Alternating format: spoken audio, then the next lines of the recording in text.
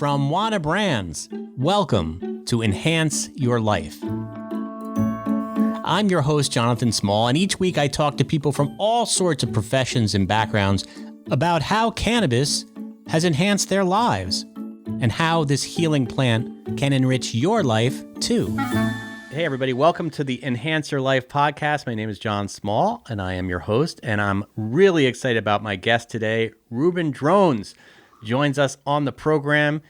Reuben is a former NFL running back and Super Bowl champion with the 2008 New York Giants. New York Giants are the Super Bowl XLII champions. They knock off the mighty Patriots 17-14. He played for 5 teams actually in 9 years and put up monster numbers in the NFL.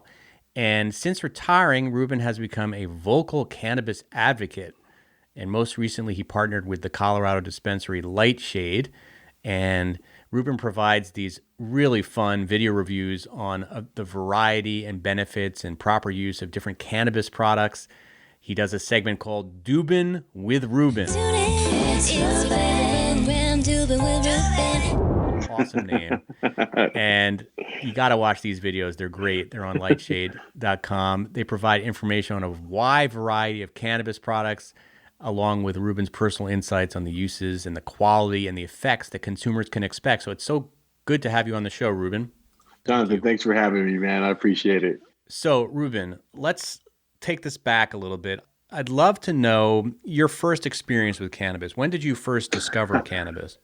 My first experience with cannabis was I would have to say about my sophomore year in high school. You know, I don't say, you kids go out there and smoke marijuana when you're a sophomore or anything like that. You know, wait until you're an adult. But that was, growing up in Southern California was kind of the thing to do is find a place to drink and smoke some marijuana every once in a while. So we did that. It was with my best friend. I got into the opportunity when I was 15, kind of starting to party and everything, and just enjoyed it ever since then. So you continue smoking, because I know a lot of athletes are, especially professional athletes, are really freaked out by marijuana because of the testing and all that kind of stuff. But were you kind of just they say, right? Well, yeah, let's talk about that. So because so many athletes that I talk to that have gotten into cannabis after the career, or so they say after their career, say that, they were a little bit freaked out by cannabis early on in their lives because there was a stigma around it. You growing up in California, obviously, maybe the stigma wasn't as extreme as some other people growing up in places were, but also because of this testing thing. But how did you kind of get around all that? Well, it's one of those things that, most guys are going to say that they never smoked marijuana because they're kind of, with that stigma still with the NFL and professional sports. They you feel as if you could lose benefits if, so to speak, or your kind of your prestige as far as that type of athlete. So I think guys are starting to come out with it a little bit more, but they're afraid to say when they started because, again, it's, the stigma with the NFL and smoking as a professional athlete was not okay. Did you keep it pretty quiet when you were even, in college and the NFL? So no. So to get back to your question, I did not. I kind of, the way I kept it quiet, I did keep it quiet. Obviously, you have to when you're playing professional sports or in college and stuff like that because you didn't want to get tested. But you especially in professional sports, you kind of knew your period between when you would get tested. So you knew like right after the season. Or during the season, you wouldn't get tested for street drugs and stuff like that. Mostly you're getting tested for steroids and stuff. But for street drugs, there's a period between. I don't know if it's changed or not, but there was a period between your off-season program and your and the end of training camp when guys would get tested. So you could be through those 6 months of training and all that stuff and. You have to stay clean, find a way to stay clean. And then after that, after you get that finally get tested for your, street drug use, guys tend to the next day or that day try to find a joint to smoke, to be honest with you. Now, did marijuana help you with your pain? It did. It just helped me with my pain, helped me kind of take myself away from football and just be able to just relax and enjoy, not only because, to me, I like to use it as a kind of a communion, a kind of as far as with your friends and stuff like that, and like get-togethers and stuff like that. Sharing, it was always fun to get together and talk about stuff and, smoke a joint while you're at it and just kind of take your mind away from football. Do you or do people in the NFL, professional athletes, ever get high before a game? Like, is it impossible to play the game high? Nothing's impossible. You can go to work high, or you can do what you're doing, and you can still be high. You can take a dab right now and be great with it. Yeah. Who's to say I'm not high right now? So it does happen. So it happens. Yeah, it does happen. I mean, I can name a couple of guys that I've done it with. Well, I wouldn't want to name them because I don't want to throw them out there because I don't know where their stance is. But there's maybe one or two Hall of Famers that I smoked with before games. And they still were able to go out there and perform to the best of their abilities. If anything, it helped them out, slowed them down. If anything, Yeah. But I'm not saying that everybody out there is doing that, but I know there people are getting that done. Yeah. Now, I don't know if you're friendly or you obviously know who Ricky Williams is. He's a guy who kind of came out about smoking right during his career, similar time that when you were playing, maybe a little before when you were playing. No, it was right during the same time. Yeah, because he came out a year before me, and me and him were up for the Heisman at the same time. Wow. Which was pretty cool. And did you ever talk to him about it? Like, no, I've never gotten in front of Ricky. Man, me and his, I got a good friend. My old fullback from Cleveland was his old fullback from the New Orleans Saints, and we talk about Ricky, but I never really got an opportunity to actually meet Ricky. Yeah. So let's talk about your NFL career. Played for a lot of teams. You got a lot accomplished in those 8 years. Thank you. I grew up in New York, and so I was a Giants fan and a Jets fan. Even though I know sometimes that's like almost sacrilegious to say. But that Super Bowl with you in 2008, when the Giants upset the Patriots, is one of the greatest Super Bowls. I mean, I guess, depending on what team you root for, probably if you're a Patriots fan, you probably say it was one of the worst days of your life. Yeah. For me, it was one of the best days of my life. What was that like, winning a Super Bowl that day? I mean, what was the feeling? In order to explain what that was like, I think I got to take you back a little bit. Okay. When I was drafted to the Detroit Lions. My first year we finished 8-8, which was, a decent season. And we should say you were drafted by the Detroit Lions, and you had to fill some huge shoes, right? Yeah. Barry Sanders. They brought in a couple of guys from James Stewart, Lamont Barry Warren. Sanders, was the guy that you Barry were Sanders following. had just left, and right. So let's start there. 8-8 the first season, and then your second season you're going 2-14. Man. And then you go to the Broncos and you learn how to win again. You figured out, oh man, this is fun to win again. You're going into the first round of playoffs, and obviously the first round of playoffs you meet up with Peyton Manning, who, to me is like, wow, one of the greatest quarterbacks ever. But at the same time, I don't like him. No, I'm just joking. Peyton, if you're listening. Two years in a row, man, he takes us out of the playoffs, and just amazing and shreds. It's just an amazing quarterback. And then you get traded to Cleveland.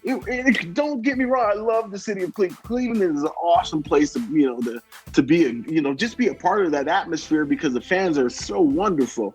But to lose, you're 1 year you're going 4-12, and then maybe you went 5 and 11 or something like that. You just got used to losing, and then you get traded to the New York City Giants, and you're so excited. I'm just excited to be in New York to be in New York, to actually like this, the feeling, because being in New York, you have to win. It's one of those things. I don't care if you're the Jets or the Giants or the Knicks. They're expected to do well. And obviously, some of these teams haven't been doing well for a while, but still, the expectation is, hey, you're with the Giants, you got to do well. It's playoff Super Bowls or bust. and we don't like that, so just coming from Cleveland, this is going to be better. I'm going to get an opportunity to actually compete.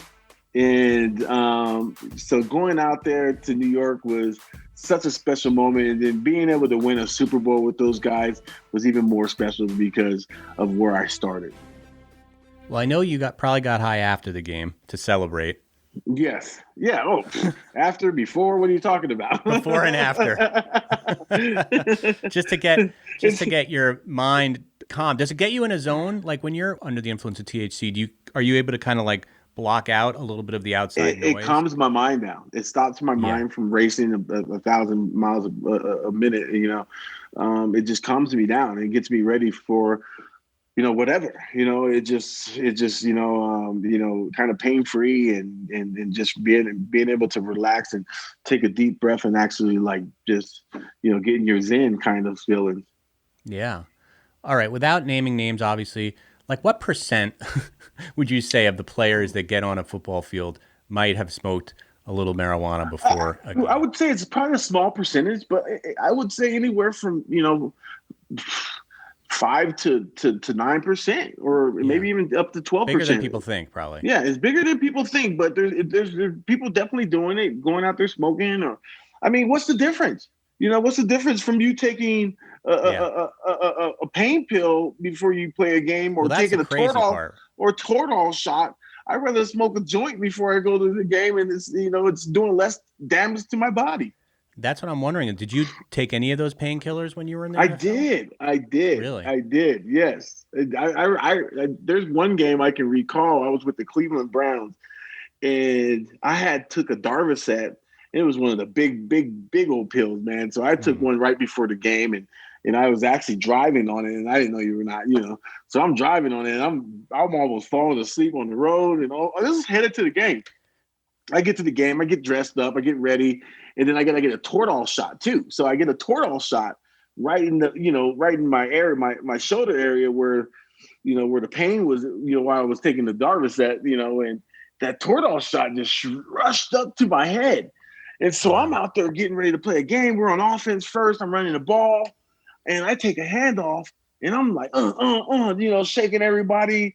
I'm doing my fake shakes, but shaking everybody, shaking everybody, and then I took a knee. And I went down. I took a knee. I guess I took a knee, and then I set the ball down. But I thought I was touched. I wasn't touched. And then the guy picks it up and runs it in the end zone. I'm looking like, what just happened? But I was such under the influence. I didn't even know. After that, were you sort of much more cautious about taking painkillers? And that was the last time. That was it. Yeah. No more Toradol shots. No more pain pills in the game. Before a game, nothing. No. And I bet a lot of the players that you play with, they probably have some problems with opioid addiction. I mean, I talk to people all the time. Yeah, there's a lot of guys. Yeah, it's terrible.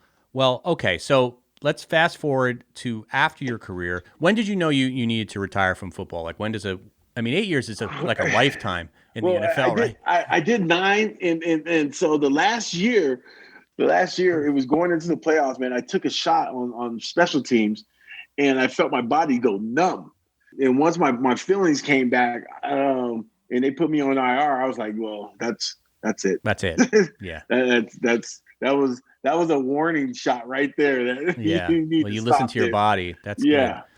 All right. So you're out of the NFL, and sometimes, players, once they get out of the NFL, feel a little lost because their whole life has been about football, right?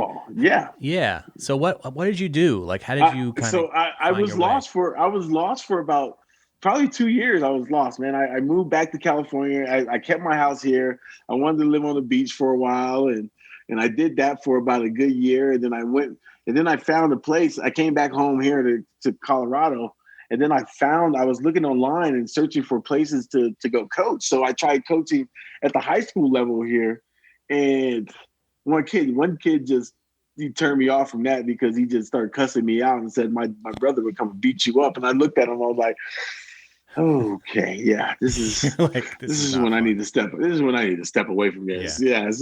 So I did that, came back home, and start searching for like places to coach outside of our country. So I found a place down in Serbia. Crazy. Yeah. It's so interesting that they have football in Serbia. It's man, they got athletes out in Serbia, man. Yeah. I'm telling you. Really great basketball. We all know Great about the basketball players, tennis and players. Yeah. Yeah. Exactly. I mean, these guys are some, man, if they can speak the language, we probably have a lot more Croatians and Serbians over here playing football. Is it popular sport out there? Yes, it's becoming popular. Wow. It took a while. When I was out there, it was all about soccer, this, the soccer other that. football. Yeah. Their football, their form of football, and no respect for the football team. But when I went out there, man, I kind of took the lessons I learned throughout my career and tried to apply it to them. As far as how you practice, how you prepare, how you how you establish a game plan, and just not going into the game, how you wear your equipment properly, and all that stuff. So it was kind of a culture change when I went out there, and it was fun to see. It was fun to be able to really speak your knowledge and what you've learned, and actually have people really, really dig into it and take a listen. And then not only that, to see it applied on the football field. It's amazing. And what this was a college level or high school level? So their program is weird. They go off college football rules, but you can be anywhere from 16 to 40 years old and play the game. Yeah. Did you have that range on your team? I had that range. I had a guy that was a kicker. All he would do is drink all day and then come kick the game, winning the field. And he was about 40 years old. And his name was Kicker. No, that's not his actual name, but we called him Kicker. You called him Kicker? This sounds like a TV show, man. I think you have to sell your TV show rights. It reminds me of Ted Lasso. Great. Yeah. Oh, yeah. Something like that. Yeah, exactly. All right. So how did your team do? Was it pretty victorious? Did you struggle? Oh, we went out there and won. I wasn't going out there. Serbia, Belgrade is kind of the biggest place in Serbia. So we played other small teams, and on occasions we play different countries like Croatia. We'd go to Hungary and play Hungary.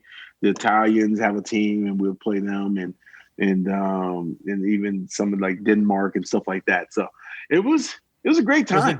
Was the game different over there in terms of like, now the game has become much more of a passing game. Well, the game is completely different. It's really difficult because, as you know, being in the States, it's all about like the quarterback position and how long it takes to develop a quarterback position. Even if these guys are playing for the last 7 years, that's not enough time to develop because these guys are starting at 16. Yeah. And so if you're trying to develop a quarterback at 16, it's just difficult. You cannot do that. It's just, and we know it takes a lifetime to develop a quarterback. And sometimes those lifetime quarterbacks aren't very good.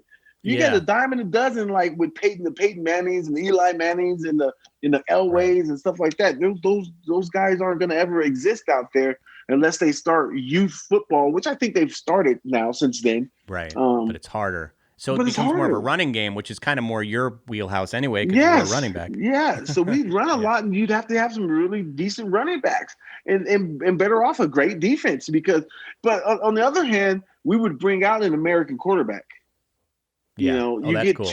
You're allowed to have two American players, and typically we'd bring out a quarterback because that's the hardest position to find. So we'd bring out a quarterback and some type of specialist on defense. That's awesome. All right, so were you able to smoke cannabis? And I guess you found a way to smoke cannabis in Serbia. Oh yeah.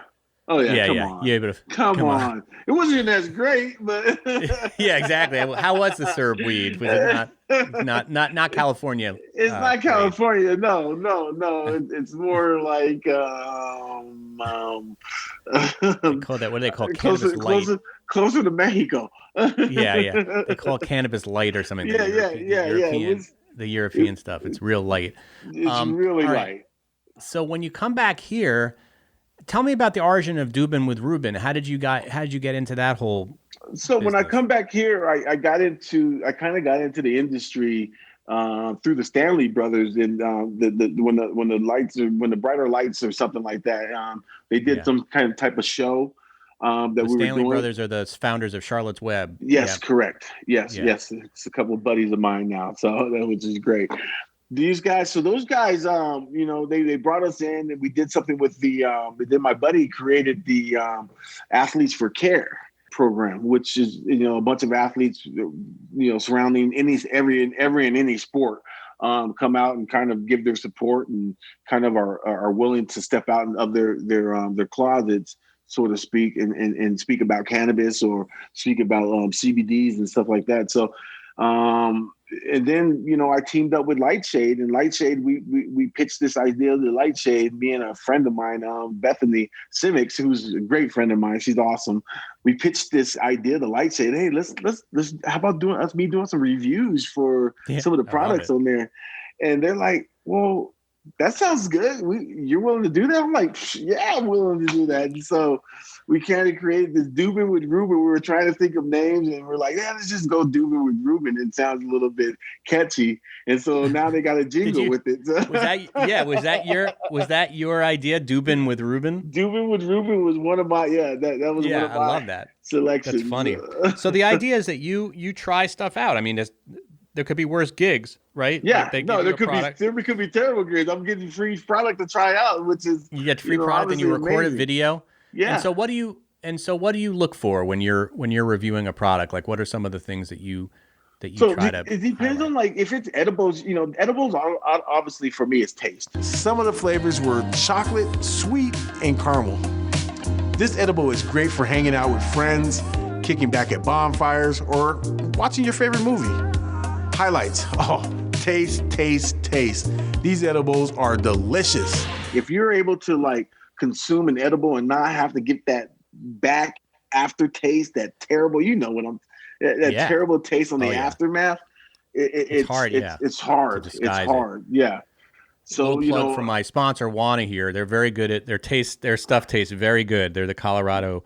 I've had a lot of Wana. I'm sure I've done any reviews for Wana yet, though, but Wana products get you on a Wana product. Yeah. Yeah, they're good. They're good. They're good. They've come a long way as well, as far as their product and their taste and everything. So for me, that's what it's all about. It's all about that taste. Yeah. If I can enjoy an edible without having the marijuana kind of effects of it, the taste of the marijuana, like you're actually leaving the plant, it's the best thing ever. And also sometimes with the things with edibles specifically, sometimes the onset takes a while. Like I think that they, I know some companies like Juan have worked on that, like where you take it and then it's like you got to wait like an hour before it kicks in. So do you look at that sometimes? Like onset? Yeah. So like how long is it going to take? The effects, whether it's 20 to 30 minutes for it to take the effects, and not only that, but how long it's going to last me. I want to know what the effects, how the effects are going to take on, and not only that, but how long they're going to last. How am I going to feel throughout the effects? Is this product going to make me sleepy? Is it going to make me upbeat? What's it doing for me that I can express to some of my viewers?